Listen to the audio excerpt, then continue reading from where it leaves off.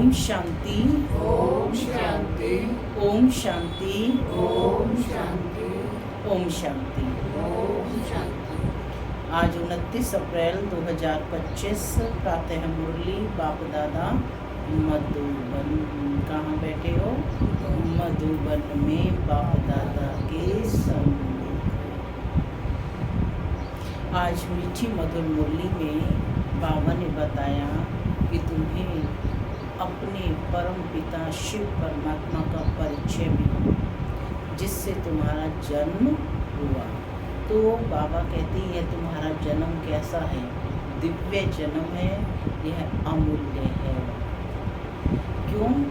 क्योंकि इसी ही जन्म में तुम्हारा परिवर्तन होता है। शूद्र से तुम ब्राह्मण बनते हो, ब्राह्मण से देवता बनते हो।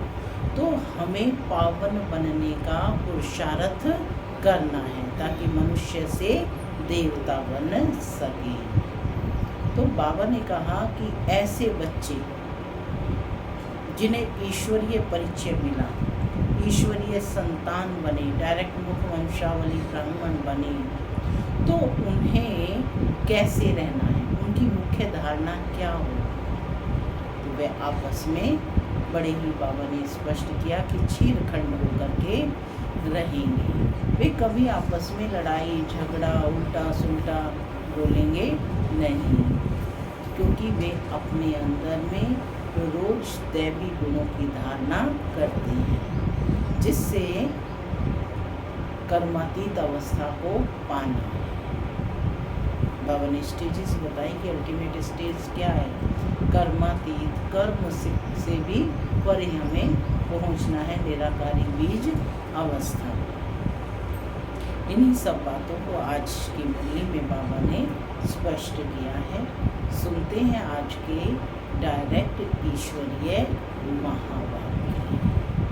ओम शांति।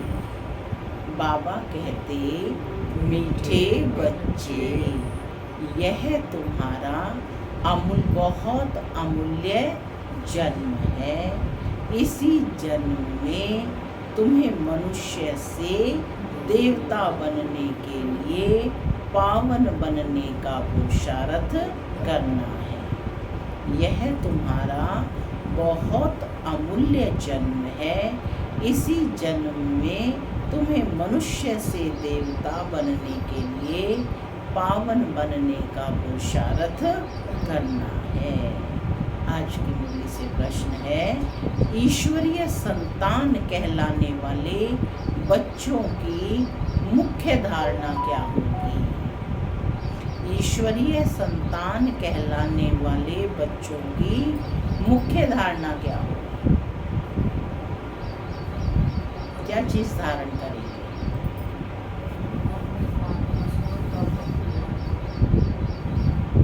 बाबा कहते कि वह आपस में बहुत बहुत चीरखंड होकर रहेंगे, कभी लून पानी नहीं होंगे।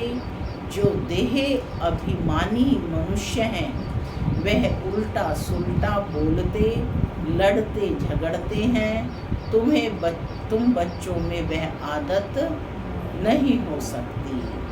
यहाँ तुम्हें दैवी गुण धारण करने हैं, कर्मातीत अवस्था को पाना है। ओम शांति। माना मैं शांत स्वरूप आत्मा हूँ, शांति मेरा स्वधर्म है। बाबा कहते, मीठे बच्चे अब घर वापस जाना है। ओम शांति। पहले पहले बाप बच्चों को कहते हैं, देही अभिमानी भव, अपने को आत्मा समझो। गीता आदि में बल क्या भी है, परंतु वह सभी हैं भक्ति मार्ग के शास्त्र। बाप कहते हैं, मैं ज्ञान का सागर हूँ, तुम बच्चों को ज्ञान सुनाता हूँ। कौन सा ज्ञान सुनाते हैं? पूछ रहे हैं बाबा, कौन सा ज्ञान सुनाते हैं? सृष्टि के अथवा ड्रामा के आदि मध्य अंत की नॉलेज सुनाते हैं।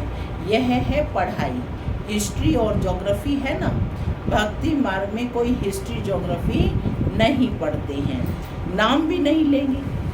साधु संत आदि बैठ शास्त्र पढ़ते हैं। यह बाप तो कोई शास्त्र पढ़कर नहीं सुनाते हैं। तुमको इस पढ़ाई से मनुष्य से देवता बनाते हैं। तुम आते ही हो मनुष्य से देवता बनने। है वह भी मनुष्य और यह भी मनुष्य, परंतु यह बाप को बुलाते हैं कि हे पतित पावन आओ। यह तो जानते हो देवताएं पावन हैं, बाकी तो सभी अपवित्र मनुष्य हैं। वह देवताओं को नमन करते हैं, उनको पावन, अपने को पतित समझते हैं। परंतु देवताएं पावन कैसे बने, किसने बनाया, ये कोई मनुष्य मात्र नहीं जानते।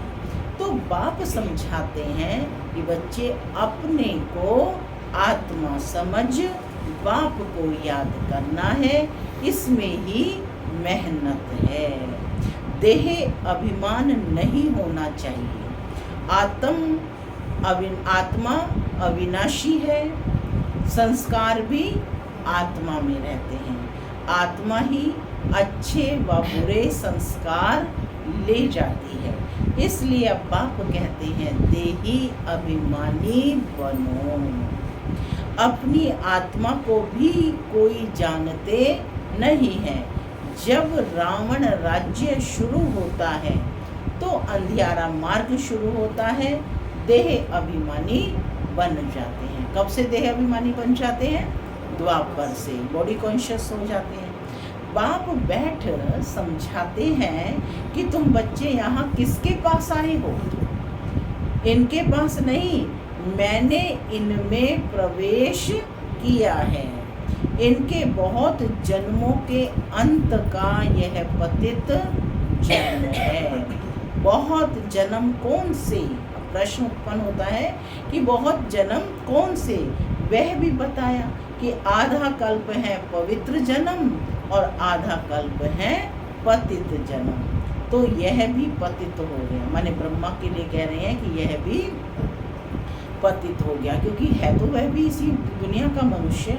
ब्रह्मा अपने को देवता व ईश्वर नहीं कहता।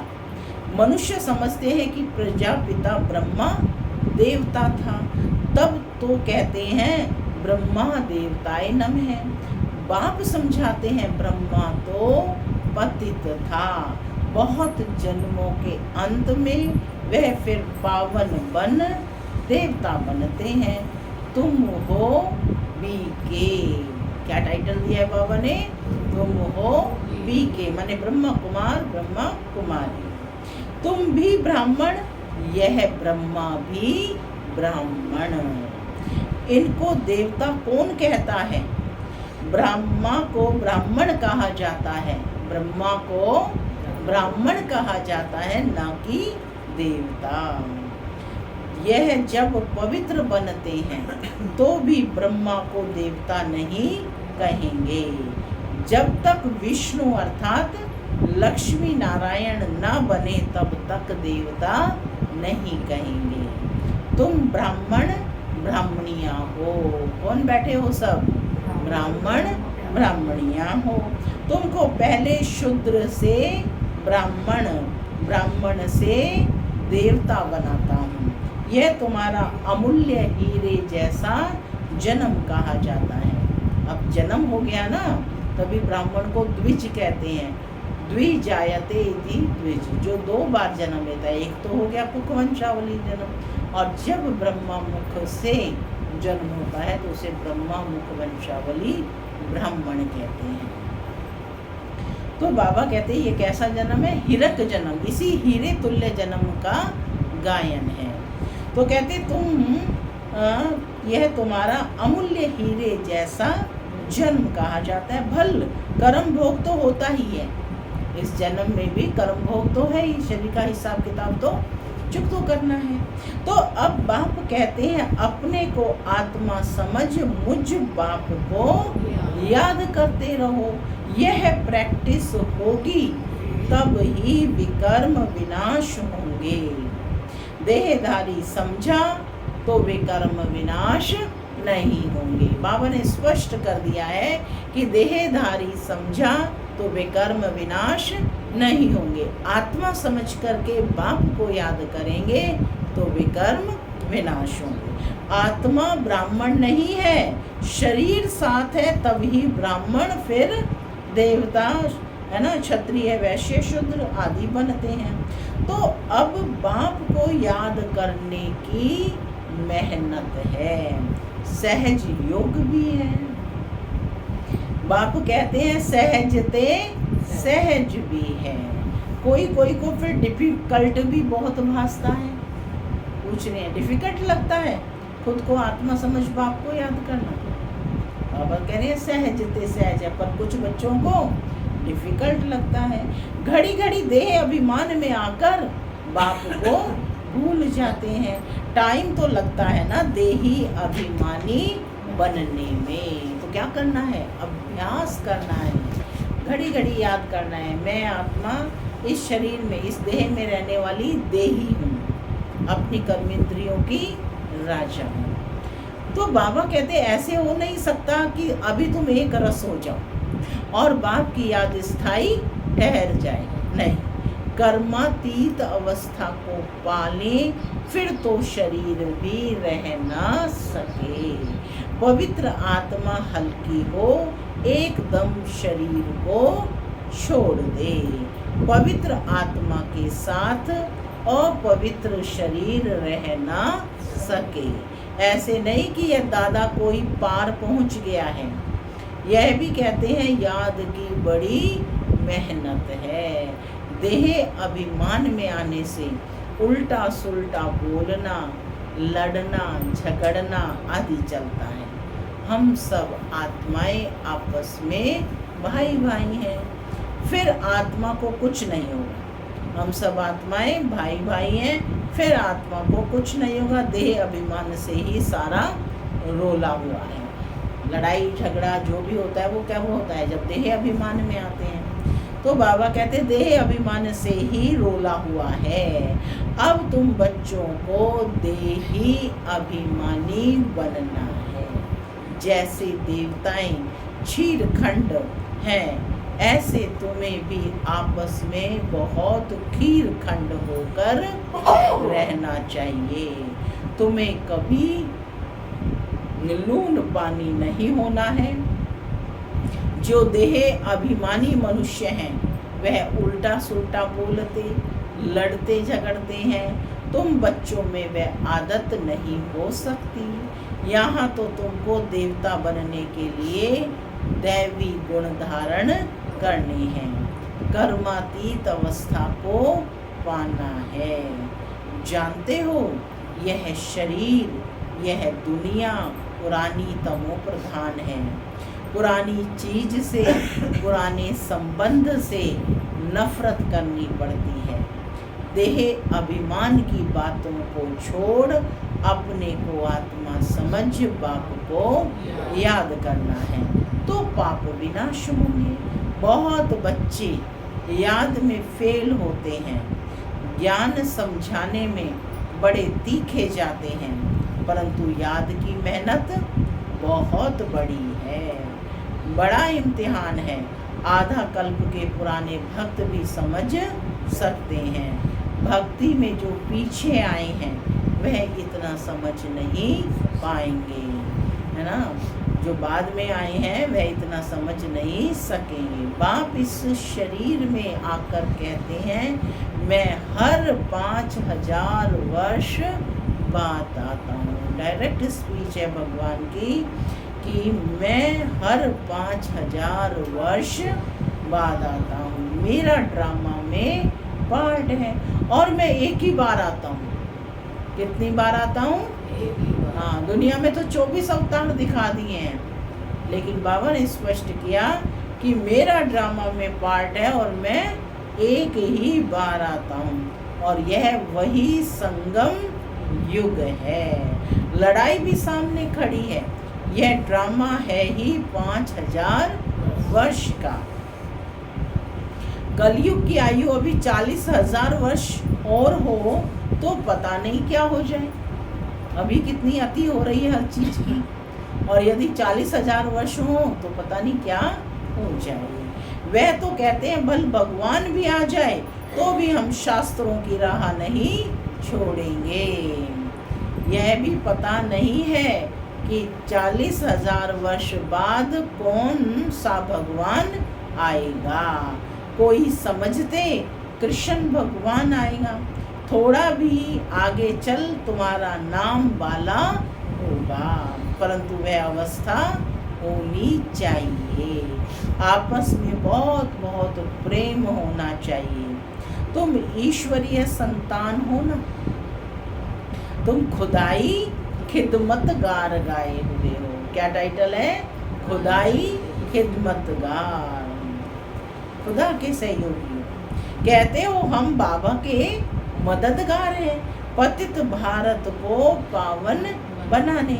बाबा कल्प कल्प हम आत्म अभिमानी बन आपकी श्रीमत पर योग बल से अपने विकर्म विनाश करते हैं। योग बल है साइलेंस बल। साइंस बल और साइंस बल में, साइलेंस बल और साइंस बल में बाबा कहते रात दिन का फर्क है। आगे चलकर तुमको बहुत साक्षात्कार होते रहेंगे।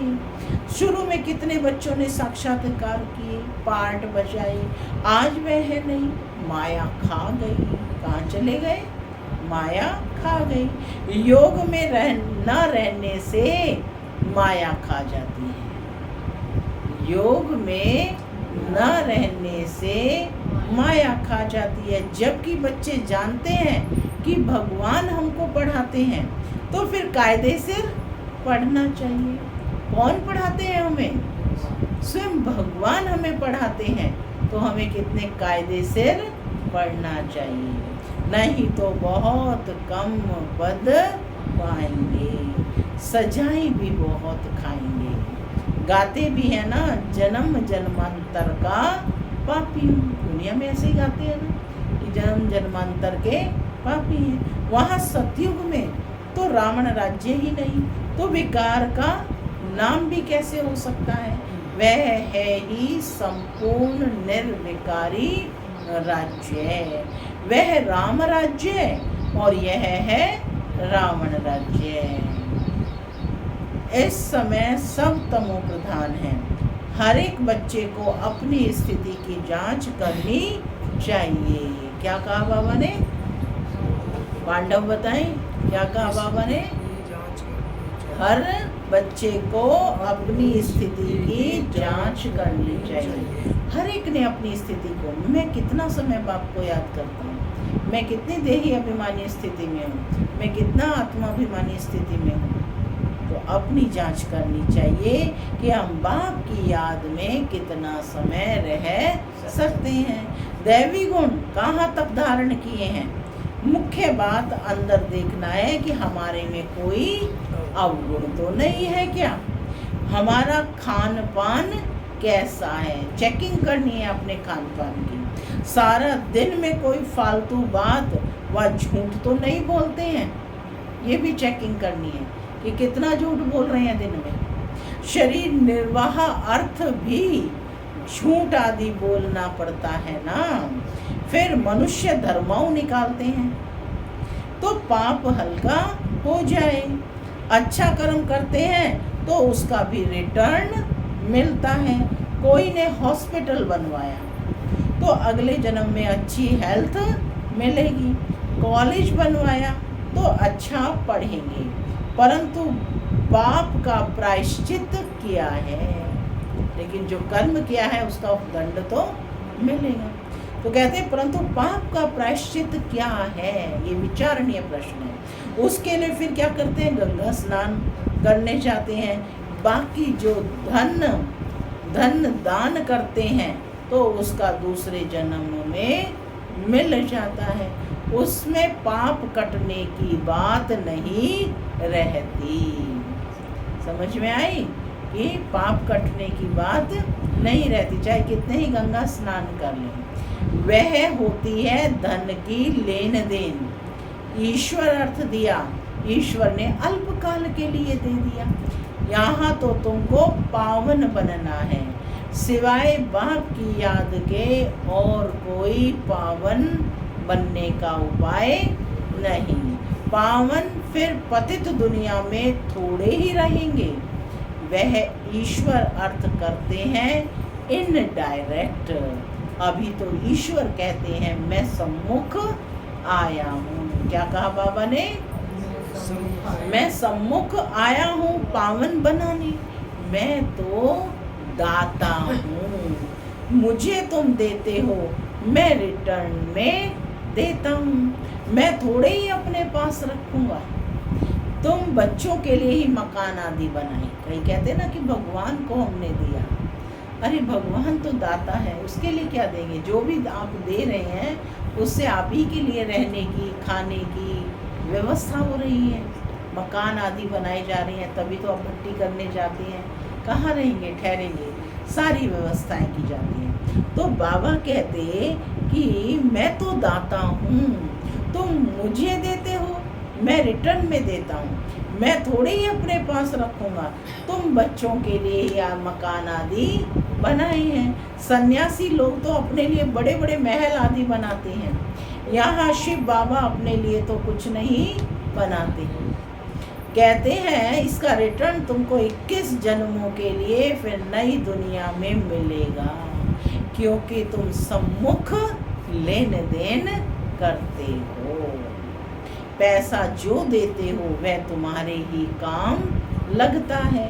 भक्ति मार्ग में भी दाता हूँ, तो अभी भी दाता हूँ। वह है इनडायरेक्ट और यह है डायरेक्ट। बाबा तो कह देते हैं जो कुछ है उनसे जाकर सेंटर खोलो, औरों का कल्याण करो। मैं भी तो सेंटर खोलता हूँ ना, बच्चों का दिया हुआ है, बच्चों को ही मदद करता हूँ। मैं थोड़े ही अपने साथ पैसा ले आता हूँ, मैं तो आकर इनमें प्रवेश करता हूँ, इनके द्वारा कर्तव्य कराता हूँ। मुझे तो स्वर्ग में आना नहीं है। बाप तो स्वर्ग में नहीं आते। यह सब कुछ तुम्हारे लिए है। मैं तो अभोक्ता हूँ, कुछ भी नहीं लेता हूँ। ऐसे भी नहीं कहता हूँ कि पाँव पड़ो। हम तो तुम बच्चों का मोस्ट ओबीडिएंट सर्वेंट हूँ। दुनिया में कहेगा कोई ऐसे? लेकिन बाप सारा कुछ करके भी कितना विनम्र कहते हैं कि मैं तो तुम बच्चों का मोस्ट ओबीडिएंट सर्वेंट हूँ। यह भी तुम जानते हो, वही माता पिता बंधु सखा सब कुछ है, सो भी निराकार है। तुम कोई गुरु को कब त्वमेव माता पिता नहीं कहेंगे। गुरु को गुरु, टीचर को टीचर कहेंगे। इनको माता पिता कहते हो। बाप कहते हैं मैं कल्प कल्प एक ही बार आता हूँ। तुम ही 12 मास बाद जयंती मनाते हो, परंतु शिव बाबा कब आया, क्या किया, यह किसी को भी पता नहीं है। ब्रह्मा विष्णु शंकर के भी ऑक्यूपेशन को जानते नहीं, क्योंकि ऊपर में शिव का चित्र उड़ा दिया है ना। ब्रह्मा विष्णु शंकर का क्या ऑक्यूपेशन है ये भी नहीं पता है। क्यों नहीं पता है? क्योंकि इनको बनाने वाला कौन? शिव परमात्मा, वह उड़ा दिया है ऊपर से। नहीं तो शिव बाबा करावनहार है, ब्रह्मा द्वारा कराते हैं। यह भी तुम बच्चे जानते हो, कैसे आकर प्रवेश कर और करके दिखाते हैं। गोया खुद कहते हैं तुम भी ऐसे करो। एक तो अच्छी रीति पढ़ो, बाप को याद करो, दैवी गुण धारण करो। जैसे इनकी आत्मा कहती है, यह भी कहते हैं मैं बाबा को याद करता हूँ। बाबा भी जैसे साथ में है, तुम्हारी बुद्धि में हम नई दुनिया के मालिक बनने वाले हैं। क्या कहा मुनि बहन? ठीक से बैठो, अलर्ट होकर के, हाथों को नीचे करके। तुम्हारी बुद्धि में है हम नई दुनिया के मालिक बनने वाले हैं, तो चाल चलन खान पान आदि सब बदलना है, विकारों को छोड़ना है, सुधरना तो है ना। जैसे जैसे सुधरेंगे फिर शरीर छोड़ेंगे तो ऊंच कुल में जन्म लेंगे। नंबरवार कुल के भी होते हैं, यहाँ भी बहुत अच्छे अच्छे कुल होते हैं। 4-5 भाई आपस में इकट्ठे रहते हैं, कोई झगड़ा आदि नहीं होता। अभी तुम बच्चे जानते हो हम अमर लोक में जाते हैं, जहाँ काल नहीं खाता, डर की कोई बात नहीं। यहाँ तो दिन प्रतिदिन डर बढ़ता जाएगा, बाहर निकल नहीं सकेंगे। यह भी जानते हैं यह पढ़ाई कोटों में कोई ही पढ़ेंगे। कोई तो अच्छी रीति समझते हैं, लिखते भी हैं, बहुत अच्छा। ऐसे बच्चे भी आएंगे ज़रूर। राजधानी तो स्थापन होनी है ना, बाकी बाबा कहते थोड़ा टाइम है। क्या कहा बाबा ने? थोड़ा टाइम बचा है।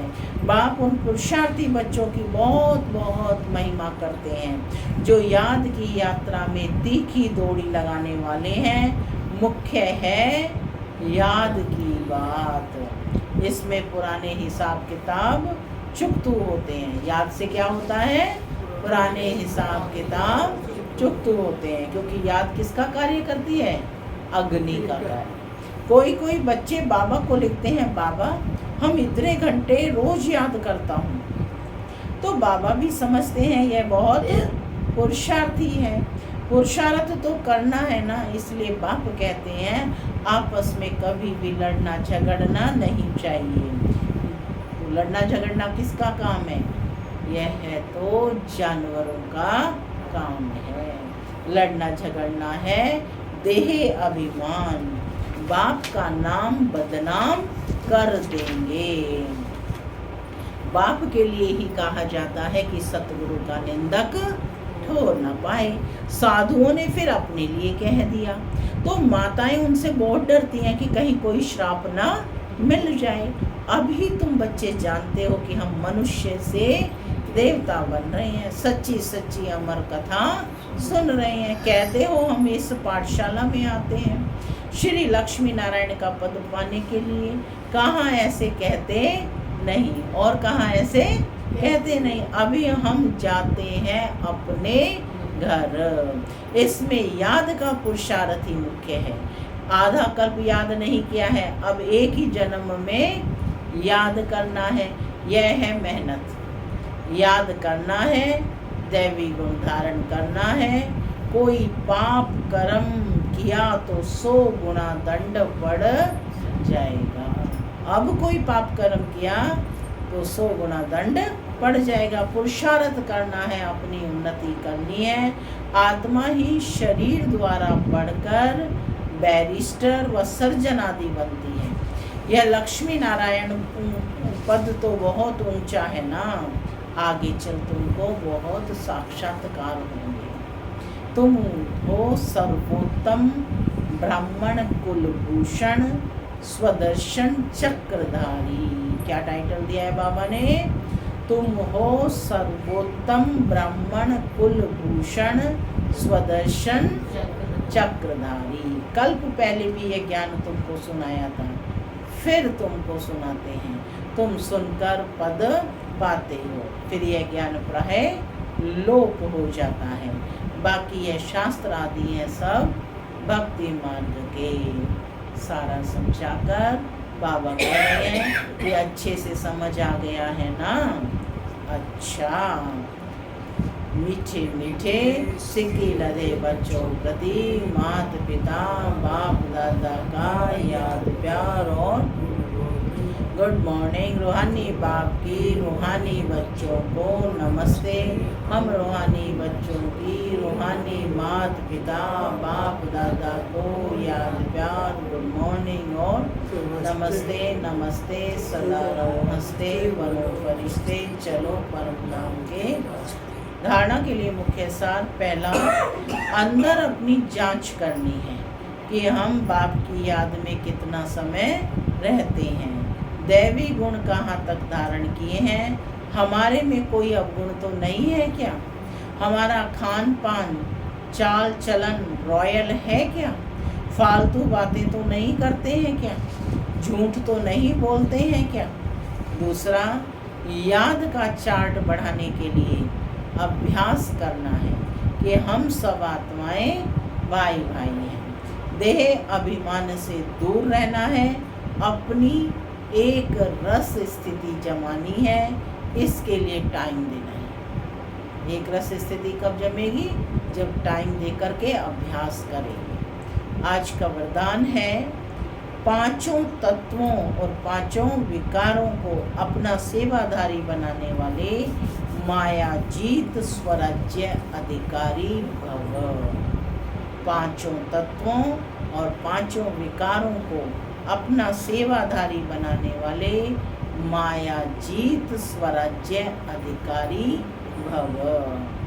जैसे सतयुग में विश्व महाराजा व विश्व महारानी की राजाई ड्रेस को पीछे से दास दासियां उठाते हैं, ऐसे संगम युग पर आप बच्चे जब मायाजीत स्वराज्य अधिकारी बन टाइटल्स रूपी ड्रेस से सजे सजाए रहेंगे, तो ये पांच तत्व और पांच विकार आपकी ड्रेस को पीछे से उठाएंगे, अर्थात अधीन होकर चलेंगे। इसके लिए दृढ़ संकल्प की बेल्ट को टाइटल्स की ड्रेस को टाइट करो। इसके लिए दृढ़ संकल्प की बेल्ट से टाइटल्स की ड्रेस को टाइट करो। भिन्न भिन्न ड्रेस और श्रृंगार के सेट से सज धज कर बाप के साथ रहो, तो यह विकार व तत्व परिवर्तन हो, सहयोगी सेवाधारी हो जाएंगे। स्लोगन है, जिन गुणों व शक्तियों का वर्णन करते हो उनके अनुभवों में खो जाओ। अनुभव ही सबसे बड़ी अथॉरिटी है। अव्यक्त इशारे हैं, कंबाइंड स्वरूप की स्मृति से सदा विजयी बनो। स्वयं को बाप के साथ कंबाइंड समझने से विनाशी साथी बनाने का संकल्प समाप्त हो जाएगा, क्योंकि सर्वशक्तिमान साथी है। जैसे सूर्य के आगे अंधकार ठहर नहीं सकता, वैसे सर्वशक्तिमान के आगे माया का कोई भी व्यर्थ संकल्प भी ठहर नहीं सकता। कोई भी दुश्मन वार करने के पहले अकेला बनाता है, इसलिए कभी अकेले नहीं बनो। ओम शांति।